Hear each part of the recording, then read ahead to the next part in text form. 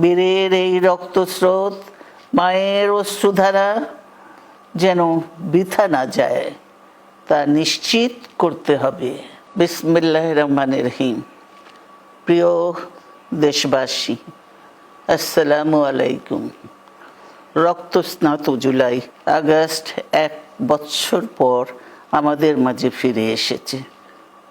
দীর্ঘ 16 বছর ফ্যাসিস্টদের নির্মম অত্যাচার, নির্যাতন, গ্রেফতার, হত্যা, খুনের মাধ্যমে গণতন্ত্রকে ধ্বংস করে এবং একদলীয় শাসন ব্যবস্থা চিরস্থায়ী করতে চেয়েছিল আওয়ামী শাসক গোষ্ঠী। ছাত্র জনতার সম্মিলিত অভ্যুত্থানের মধ্যে দিয়ে ফ্যাসিবাদদের পতন ঘটেছে। সুযোগ সৃষ্টি হয়েছে নতুন করে বাংলাদেশকে গড়বার। এই আন্দোলনে যারা শহীদ হয়েছেন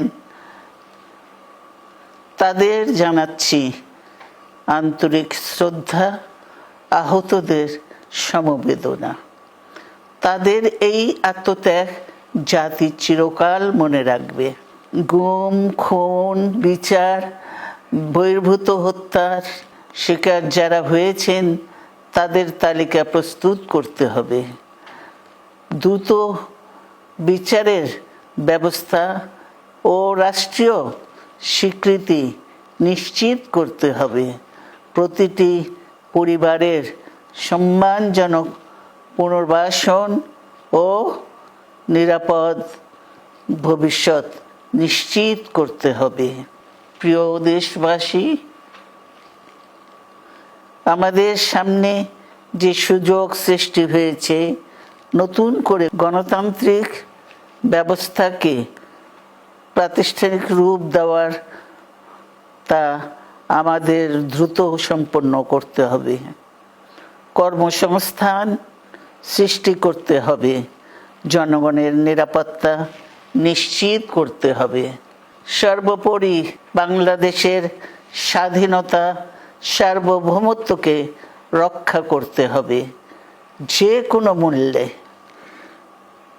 বীরের এই রক্তস্রোত, মায়ের অশ্রুধারা যেন বৃথা না যায়, তা নিশ্চিত করতে হবে।